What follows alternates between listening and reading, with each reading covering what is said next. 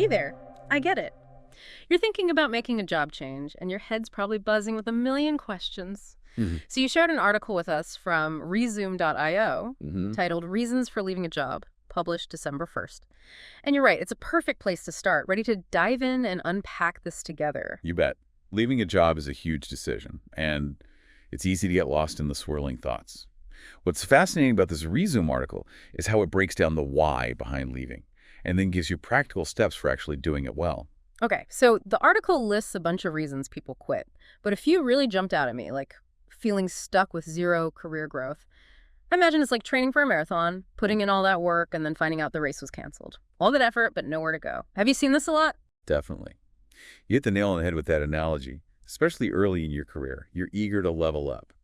But think about it. Even someone who's been in their field for years can feel stifled if there's no room to expand their skills or take on new challenges. It's all about finding a job that aligns with your long-term goals wherever you are in your career journey. So true. The article also talks about work-life balance, something we all struggle with. What stood out to me was that it's not one size fits all. A freelance writer might need long stretches of uninterrupted time, while a restaurant manager thrives on the energy of a busy dinner rush.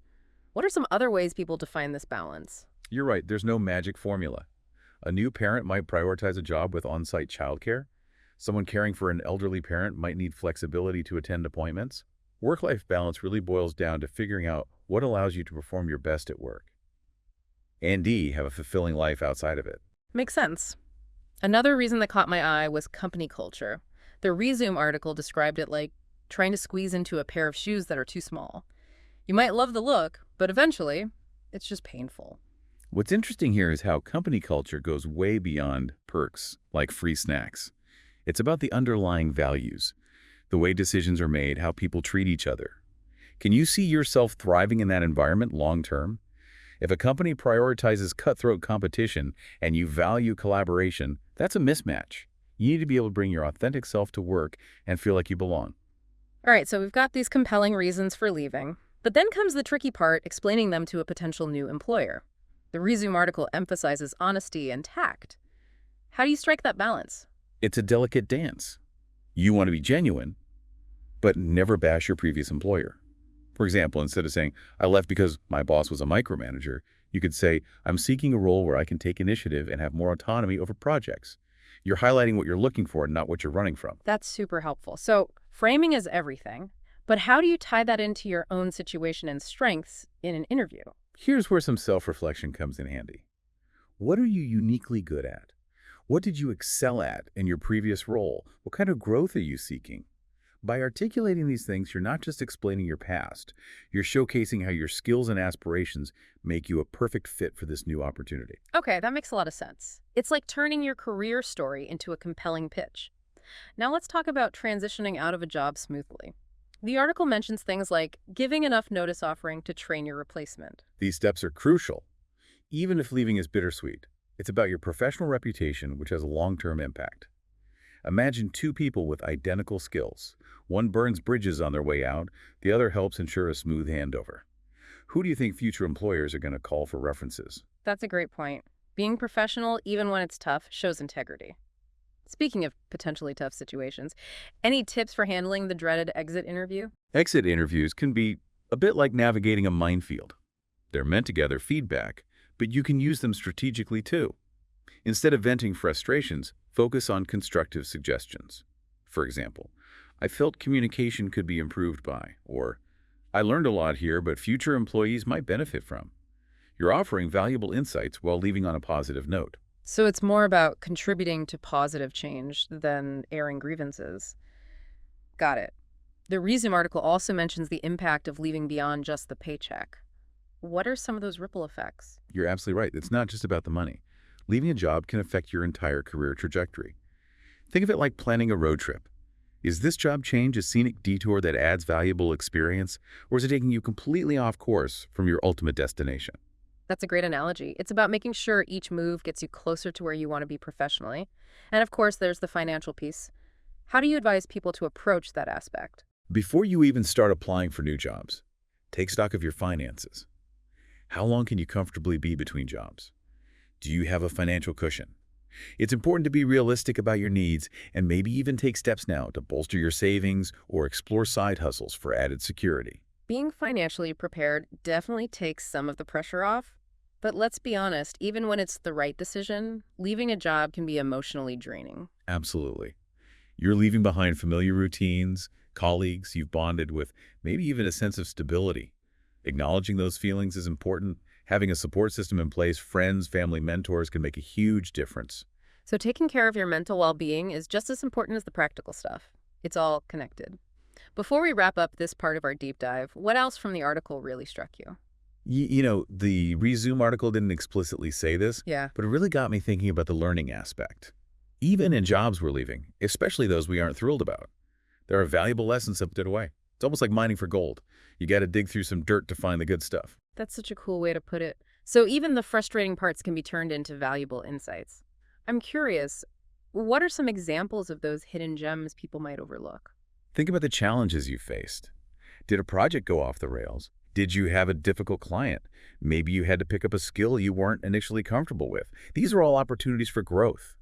You learned how to problem solve, how to communicate effectively under pressure, how to adapt to unexpected situations. These are huge assets for your future career. Wow, you're right. It's easy to focus on the negatives and miss those silver linings. The article also had a section on FAQs, and one that stood out was about leaving a job after a short stint. Is that automatically a red flag for future employers? It's understandable why people worry about that, but it doesn't have to be a deal breaker. What's crucial is being able to explain it clearly and honestly. Was there a fundamental mismatch in expectations? Did the company restructure or shift direction? Were there personal circumstances that made staying untenable? So it's all about context and demonstrating that you learned from the experience, even if it was brief. Another FAQ they tackled was how to nail the exit interview. Any pro tips for navigating that gracefully? This goes back to what we discussed earlier, maintaining professionalism. The exit interview is your chance to leave a lasting impression. You can provide feedback, but frame it constructively. For example, instead of saying, the training program was useless, you could suggest, I think future employees would benefit from more hands-on training opportunities. You're highlighting areas for improvement without dwelling on negativity. So it's like offering helpful insights even as you're walking out the door, kind of like leaving a thoughtful review online even if you wouldn't recommend the product. Exactly. And another important point, you don't have to overshare. Be honest, but you're not obligated to divulge every detail. Keep your responses concise, professional, and focused on the bigger picture. Got it. Keep it classy and keep it concise. Now, I noticed the Rezoom article didn't really dive into the job market landscape. How does that play into the decision to leave a job? I imagine it's like venturing out to sea. You wouldn't do it without checking the weather forecast first, right? That's a brilliant analogy. Market conditions are absolutely critical to consider. If you're in a field with high demand, finding a new role might be relatively smooth sailing. But if the market is saturated, it could take longer and require a more strategic approach. So doing your research beforehand is key. How can people get a sense of the job market in their field? There are some great resources out there. Websites like LinkedIn and Indeed can give you a snapshot of available positions. Professional organizations often publish industry reports that outline trends and projections. And don't underestimate the power of your network. Talking to people in your field can give you invaluable insights into the current landscape. Networking always a good idea. The article touched briefly on the emotional side of leaving a job, but I think it's worth digging deeper. Even when it's the right decision, it can be tough to move on. It's natural to feel a range of emotions. You're leaving behind a familiar routine colleagues you've built relationships with, maybe even a sense of stability. It's almost like saying goodbye to a chapter in your life, even if you're excited about the next one. So it's important to acknowledge those feelings and allow yourself time to process the change. Are there any strategies you recommend for navigating those emotional waters? Self-care is crucial during any transition. Make sure you're prioritizing things that bring you joy and help you recharge. Spending time with loved ones, engaging in hobbies, getting enough sleep, and exercising can make a huge difference in how you cope with the change. Those are all great reminders. And remember, you don't have to go through this alone. Leaning on your support system, talking to friends and family, or even seeking guidance from a career counselor or therapist can provide invaluable support during this time. Absolutely. Having a strong support network can be like having a safety net as you navigate this change. It reminds you that you're not alone and that there are people who care about your well-being. And speaking of support, we're here for you too. Our deep dives are designed to equip you with the knowledge and insights you need to make informed decisions about your career journey. Exactly. We're like your trusty companions on this adventure, helping you navigate the twists and turns along the way. Now, before we wrap up our deep dive, is there anything else from the Resume article or from your own experience that you'd like to highlight? One point that really stuck with me was the idea of leaving a job to protect your own integrity. Sometimes the work environment becomes so toxic or ethically compromising that staying would go against your core values. That's such a powerful point. Sometimes the bravest decision is to walk away from a situation that no longer aligns with your moral compass. It's like saying, my values matter and I'm not willing to compromise them for a paycheck. Precisely. Hmm. And while it might feel scary or uncertain in the moment, prioritizing your integrity can ultimately lead to greater peace of mind and a career path that feels truly authentic. It's like choosing the path that's true to yourself, even if it means taking the road less traveled. I love that. It's so inspiring to hear you talk about aligning your career with your values. Hmm.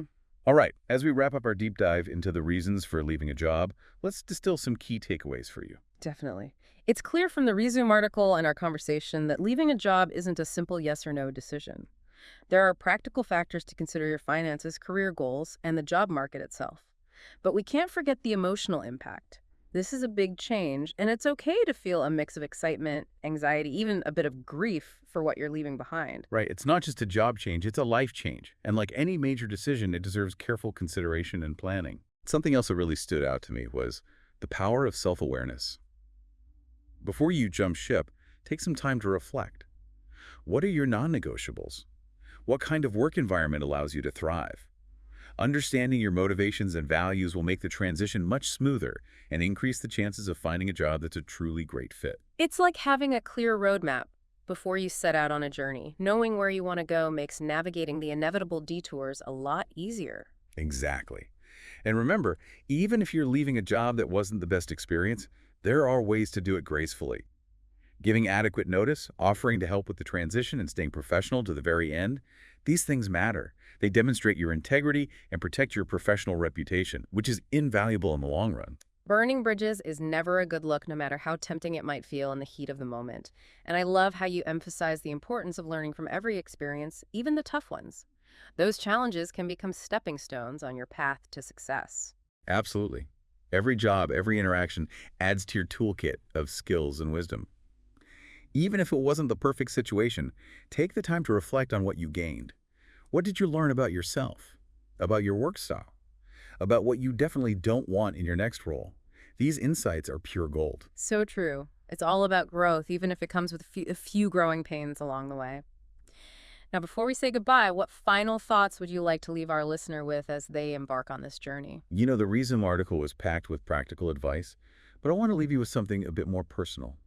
As you contemplate this job change, ask yourself, what makes you feel truly alive? What kind of work lights you up and makes you feel like you're making a difference? Those are such powerful questions to ponder. It's about going beyond the job title and salary and really connecting with your passions. Exactly. Hmm. When you align your work with what truly matters to you, it's no longer just a job. It becomes a source of purpose, of meaning, of fulfillment. And that's something worth striving for. Beautifully said. It's not just about finding a job, it's about finding your place in the world. Well, on that inspiring note, we're going to wrap up this deep dive into the reasons for leaving a job. We hope you found it helpful and insightful as you navigate this next chapter in your career journey. Best of luck with your decision. And remember, you've got this. We'll be back soon with another deep dive into a topic that's relevant to your journey. Until then, keep learning, keep growing, and keep chasing that work that sets your soul on fire. Thanks for joining us.